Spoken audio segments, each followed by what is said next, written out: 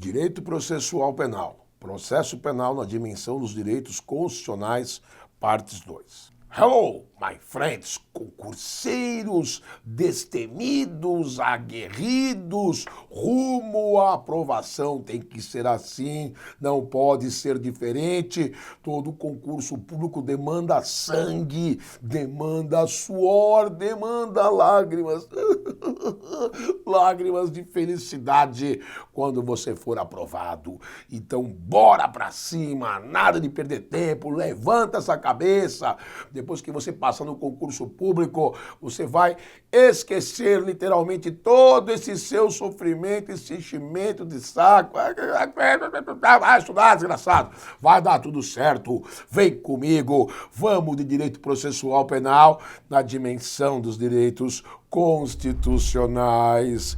Toma, miséria bruta! E estamos aqui no artigo 5º da Constituição Federal. Estamos aqui, ó, nos princípios e garantias fundamentais. E agora, na verdade, volto a repetir, direito processual penal brasileiro, direito garantista, direito processual penal na dimensão do direito constitucional, direito processual constitucional, é tudo a mesma coisa. Me irrita esse bando de doutrinador. Sabe o que é isso? Isso é doutrinador que gosta de ganhar dinheiro. Então ele inventa os temas. Eu dei aula numa pós-graduação aí, direito processual penal garantismo. Que diabo é isso? Garantista? Ah, é conforme a Constituição. Ué, mas existe algum processo penal fora da Constituição? Lógico que não. Isso é modismo, mas banca de concurso gosta. Então, pacificando a questão, você já sabe que é tudo a mesma coisa. Direito processual penal constitucional. Direito processual penal brasileiro, só pode ser à luz da nossa Constituição. Direito processual penal garantista, aquele que observa as garantias previstas na Constituição. E onde estão essas garantias? Aí, no artigo 5º e seus incisos, que é o que estamos abordando nesse momento. Então, veja aqui o inciso 46. A lei regulará a individualização da pena. Isso é uma coisa importante, mesmo porque o Código Penal brasileiro adota a chamada teoria monista em face do concurso de pessoas. Então, não adianta A, B e C, os três, em unidade de desígnios, mataram D, deram tiros. Não adianta, o juiz não pode passar a régua e falar 30 anos para cada um, porque cada criminoso, cada autor de crime, cada acusado teve um comportamento delituoso diferente na hora da prática do injusto, do ilícito. Alguém deu mais tiro, alguém deu menos tiro, alguém falou, vamos dar mais um, alguém falou, vamos sumir com o corpo, alguém falou, deixa quieto, alguém se arrependeu, alguém gostou. Então, é assim, pena não pode ser generalizada, tem que ser individualizada conforme circunstâncias de caráter pessoal, circunstâncias agravantes, circunstâncias atenuantes, todas previstas em lei, beleza? Muito bem. E adotará, entre outras, as seguintes. Então, o artigo 5º, inciso 46, ele trata das penas admissíveis no processo penal brasileiro decorrente de sentença, ok? A pessoa sofreu uma pena, teve um julgamento, teve uma audiência de instrução, não é isso? Então, decorre-se que a pena é o fruto, em última análise, aí, da persecução penal. Então, quais tipos de penas que nós temos? Temos lá, privação ou restrição de liberdade. No Brasil, na verdade, temos penas de reclusão, penas de detenção e a prisão simples para as contravenções penais. Detenção e reclusão. A reclusão é a mais grave de todas, se cumpre em órgão de segurança máxima ou média. A detenção deve ser cumprida em colônia penal agrícola ou industrial. E a prisão simples é aquela prisão que, na verdade, a pessoa nem cumpre a pena, ela cumpre em casa, digamos assim, sob certas condições, ok? Então, penas de privação ou restrição de liberdade. Temos a perda de bens, muito comum em atos de expropriação, notadamente aí nos crimes de tráfico de drogas, não é? A previsão de expropriação dos bens produto do tráfico em favor da União, utilizados para a prática do tráfico, armamento do tráfico, então, dinheiro obtido com o proveito do tráfico de drogas, expropriação de bens. Temos as penas de multa, não é? Uma sanção pecuniária. Temos a prestação social alternativa, que normalmente é aplicada de forma diversa na figura do juizado especial criminal, prestação de serviços à comunidade, na lei dos crimes ambientais. A pessoa jurídica ou física que pratica o crime ambiental, ela é responsabilizada ou ela é incumbida de cuidar de preservação de áreas ambientais, manutenção de praças e jardins. Tudo isso aí são, na lei de drogas, o usuário de drogas, prestar serviço social alternativo em clínicas de desintoxicação. Então são as várias modalidades que existem. E temos também a suspensão ou interdição de direitos. Lei de improbidade administrativa prevê lá a impossibilidade de contratar com o Estado por um certo período. Lei de crimes ambientais também prevê a impossibilidade de contratar com o Estado. A lei de abuso da autoridade prevê a interdição por certo período do exercício da função pública. É isso aí, beleza? Então, essas são as leis, ou melhor dizendo, as penas aplicáveis no direito penal brasileiro e, como eu falo, direito penal, pena, não é isso? Mas decorrentes do processo penal, em última análise da sentença. Penas admissíveis no Brasil, certo? Em contrapartida, já o inciso 47, ele fala da inadmissibilidade de penas, penas que não podem ser aplicadas no país. Então não adianta a pessoa dizer, aqui no Brasil tem que ter pena de morte. Para ter pena de morte tem que mudar a Constituição. E a coisa não é fácil, não é verdade? Então vejamos quais penas são inadmissíveis em território nacional. A linha A, de morte, mas cuidado, porque há uma exceção. Salvo em caso de guerra declarada, nos termos do artigo 84, inciso 29, a pena de morte no Brasil notadamente se faz em casos de crime de traição, espionagem, atos de covardia. Então o Código Penal Militar traz alguns crimes chamados de propriamente militares, que só são passíveis de aplicação dessa pena de morte em caso de guerra. E, para satisfazer sua curiosidade, para quem nunca viu, a pena de morte no Brasil se faz por meio de pelotão de fuzilamento. E digo mais, são 5 soldados que vão executar ali o réu pela pena de morte, são 5 fuzis, um para cada soldado. Curiosidade, um dos fuzis com munição de festim, 4 com munição real. E aí distribui-se indiscriminadamente esses fuzis para os soldados. Para quê? Para que o soldado que pegue o fuzil acredite que na hora que ele efetuou o disparo, não foi ele que atirou, porque a munição dele era de festim. É uma pseudo-ilusão, porque com certeza 4 vão dar um tiro real, um é tiro de festim. Essa foi a ideia do legislador. Mas isso é uma galhofa, porque eu já dei tiro com munição real, e a munição real é trau, inconfundível. E a munição de festim é... Então, preparar, apontar fogo. É, a munição de festim estava comigo. Vai se lascar, pô. Coisas do Brasil, não é? Tipo jabuticaba. Muito bem. A linha B, também não haverá penas de caráter perpétuo. E aqui eu chamo sua atenção. A pessoa é condenada, sentença transitada em julgado, ela perde sua primariedade.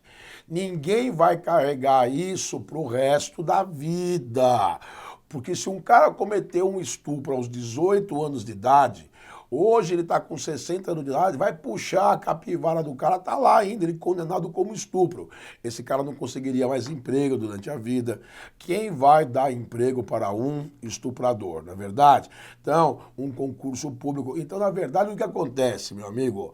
A lei prevê que você, tendo sido condenado, sentença transitada em julgado, você cumprindo a pena, cumpriu a pena, 5 anos para o chamado período depurador. Se você não reincidir em nem mais um fato ilícito, delituoso, no transcurso desses 5 anos, você pode entrar com uma ação de reabilitação penal. E você retorna ao status de réu primário.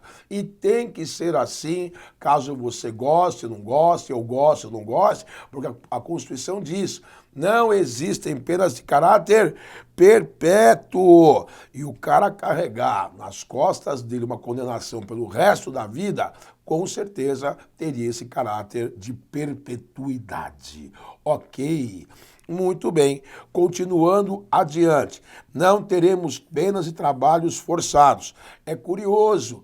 A lei de execução penal prevê o direito, o dever do preso trabalhar, mas ele não pode ser obrigado, beleza? Então não existe essa figura do trabalho forçado. Agora, eu trabalhei enquanto policial militar há muito tempo atrás, 7 anos em organizações prisionais. E eu posso te afirmar o seguinte: o preso quer trabalhar. O problema é que não há trabalho para o preso. Muito bem. Também não temos penas de banimento, que seria obrigar o brasileiro a ser retirado do Brasil e levado para alhures. Não existe essa figura aí. Havia na época do Brasil Império, né? Agora não mais. E também não existem penas de caráter cruel. Se entende, inclusive, que o trabalho forçado seria uma pena cruel, a solitária seria uma pena cruel, cela escura seria pena cruel. Já houveram juristas que reclamaram no sentido que o RDD, o regime disciplinar diferenciado, né, em razão do preso ficar isolado por um período de 1 ano, renovável por mais 1 ano, isso seria uma pena considerada de natureza cruel. Considerações a respeito, mas isso foi vencido, né, pelo entendimento jurisprudencial. Então o RDD, regime disciplinar diferenciado, vem sendo aplicado aí a contento, digamos assim. Aliás, talvez até uma das causas que diminuiu a criminalidade, beleza? Mas penas cruéis, fora isso, não. Ok, e aí chegamos aqui no inciso 48. A pena será cumprida em estabelecimentos distintos. Sim, de acordo com a natureza do delito. Eu falei agora há pouco.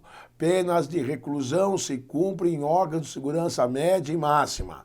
Penas de detenção se cumprem em estabelecimentos do tipo colônia penal agrícola ou industrial, conforme a gravidade, um local para cumprimento da pena, e isso vem, na medida do possível, sendo adotado no Brasil. A idade, sim, não se misturam menores com maiores, se bem que já vimos, não faz muito tempo, numa delegacia de polícia, salvo engano aqui de São Paulo, um menor ter sido colocado conjuntamente com maiores, né? Então, são coisas que saltam aos olhos, cada caso um caso, mas não pode, isso é proibitivo. Aliás, isso se configura hoje sob a nova lei de abuso de autoridade como sendo crime. Ou pessoas de ambos os sexos, do mesmo sexo do apenado, ou sexos diferentes. Então, cada um tem que cumprir dentro do seu presídio, masculino, feminino. Muito bem, e aí temos o inciso 49. É assegurado aos presos o respeito à integridade física e moral. Eu diria que hoje, no sistema prisional brasileiro, principalmente na área federal e na área estadual também, já está meio que uma situação pacificada nesse sentido, né? Então, o respeito à integridade física, dificilmente hoje um agente penitenciário vai querer arriscar a sua carreira concurseiro, que lutou tanto para conseguir por conta de dar uma porrada no preso, não é verdade? Agora, existem situações em que o emprego de força física é inevitável, porque o preso, a presa, não é nenhum noviço de convento, né? Então eles apresentam lá comportamentos irregulares, atos de violência, que têm que ser rechaçados dentro da proporcionalidade cabível no caso concreto, amparado pelas excludentes de antijuridicidade, no estrito cumprimento do dever legal, em legítima defesa, não é verdade? Mas esse tratamento, digamos, integridade física, tem sido adotada. E o problema moral? Penso que sim. Agora, os presídios brasileiros, como você sabe, são presídios que carecem de muita reforma, carecem de muita verba, cuidar de presídio é uma coisa que não dá voto, não é verdade?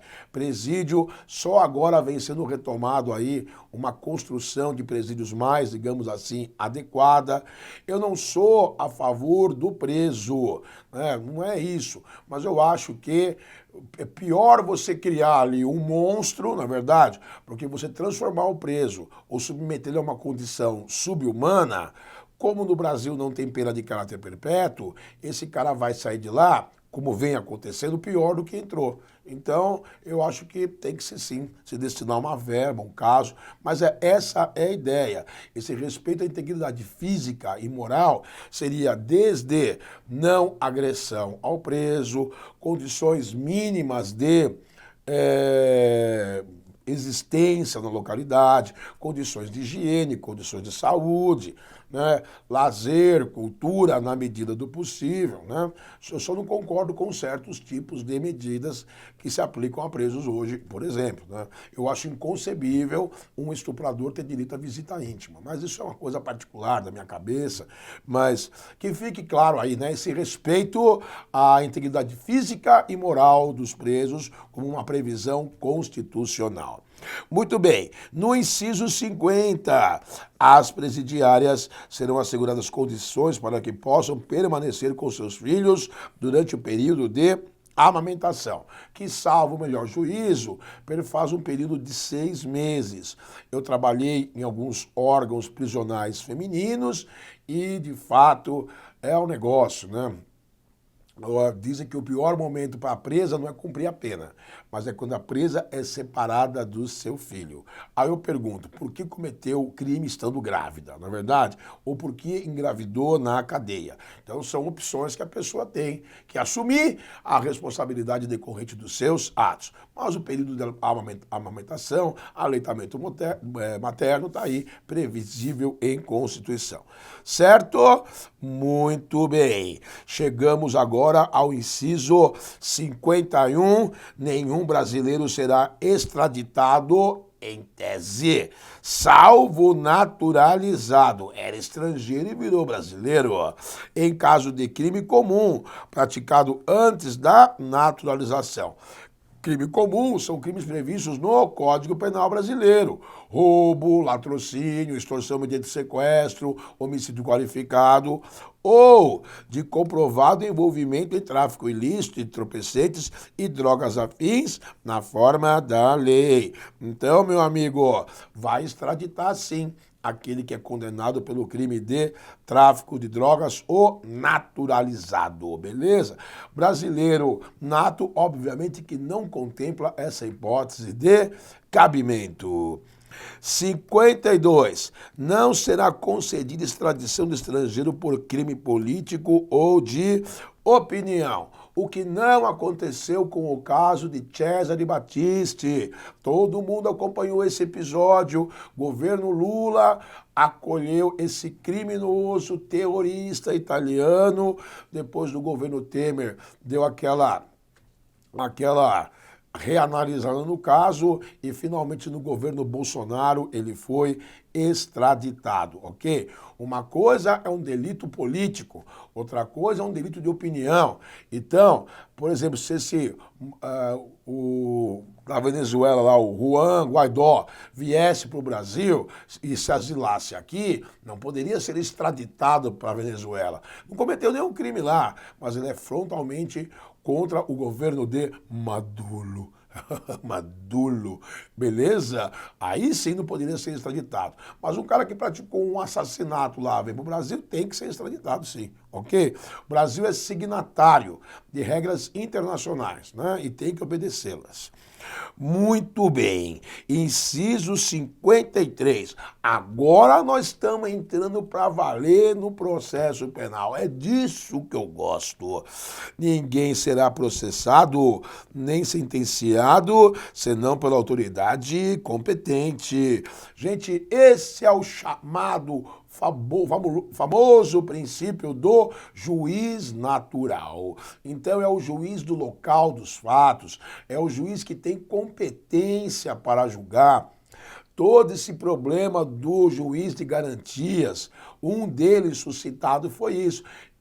Estão criando mais um juiz, estão criando mais uma instância. Será que o juizado, o juiz das garantias, não contraria o preceito do juiz natural? Uma leva de juristas defende que contraria, outra leva diz que não. Eu sou da opinião que não, por quê? Porque logo nos primórdios dos nossos encontros, aqui já deixei claro isso, esse juiz de garantias sempre existiu. Juiz de garantias é um juiz que inicialmente toma conta da fase policial de investigação, que não é o mesmo que necessariamente irá julgar. Então, o que não pode é, por exemplo, um juiz conhecer toda a instrução processual, desde a acusação, defesa, produção de provas, e na hora de dar sentença, troca ele por outro. Aí eu diria para você que é uma afronta ao princípio do juiz natural. Ou um crime de competência, por exemplo, ocorrido aí em Curitiba, por exemplo. O crime de competência racionilócia aí. Por que vai juiz de São Paulo julgar esse crime? Não tem porquê, não há sentido nesse tipo de transferência de competência. Então, quando se fala em juiz natural, o juiz que conheceu o fato, o juiz que, segundo as regras de fixação de competência da Constituição Federal, porque a Constituição Federal, ela traz a competência chamada de originária. Quando você, lá mais à frente, salvo engano, esqueci agora os artigos da Constituição, não me recordo, acho que é 140, faz tempo que eu não vejo, mas tá lá. Compete ao Supremo Tribunal Federal julgar. Isso. Compete ao STJ julgar. Isso. Compete aos tribunais regionais federais julgarem. Isto. Chaves. Isso. Compete aos juízes federais. Então, isso é a chamada competência originária, porque a sua origem está na Constituição Federal. O que os juízes estaduais julgam é a chamada competência residual. E tudo isso diz respeito à obediência a esse princípio do juiz natural, disposto aqui no inciso 53 do artigo 5º. Beleza? Muito bem, tamo junto, força e honra.